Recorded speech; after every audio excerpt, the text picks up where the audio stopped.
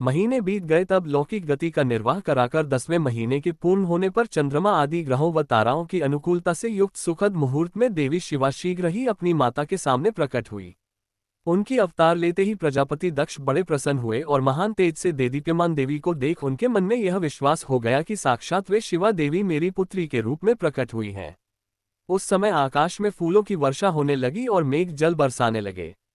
मुनेश्वर, शिवा के जन्म लेते ही संपूर्ण दिशा में तत्काल शांति छा गई। देवता आकाश में खड़े हो मांगलिक बाजे बजाने लगे। अग्निशालाओं की बुझी हुई अग्नि सहसा प्रज्वलित हो उठी और सब कुछ परम मंगलमय हो गया। वीरनी के गर्भ से साक्षात जगदम्बा को प्रकट हुए देख दक्ष ने हाथ जोड़कर नमस्कार किया और भक्तभाव से उनकी बड़ी स्तुति की।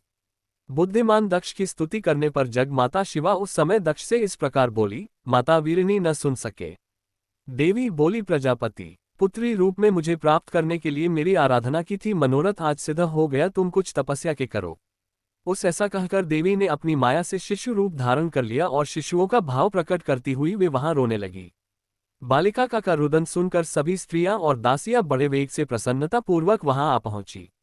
पुत्री का अलौकिक रूप देखकर उन सभी स्त्रियों को बड़ा हर्ष हुआ। नगर के सब लोग उस समय जय जयकार करने लगे।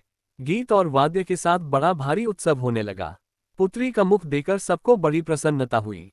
दक्ष ने वैदिक और कुलोचित विधि पूर्वक अनुष्ठान किया। ब्राह्मणों को दान दिया, दूसरों को भी धन बांटा और यथोचित गान और नृत्य होने लगे। भांति भांति के मंगल कृतियों के साथ बहुत से बाजे बजने लगी। कुछ समय बाद दक्ष ने समस्त सद्गुणों की सत्ता से प्रशंसित होने वाली अपनी उस पुत्री का नाम प्रसन्नता पूर्वक उमा रखा।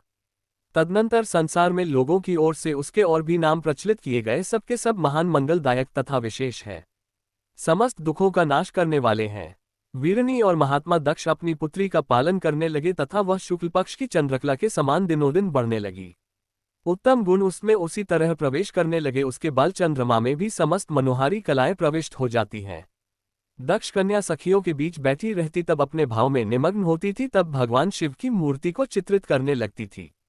मंगलमय सती जब उचित सुंदर गीत गाती हर एवं रुद्र नाम लेकर भगवान शिव का स्मरण किया करती थी।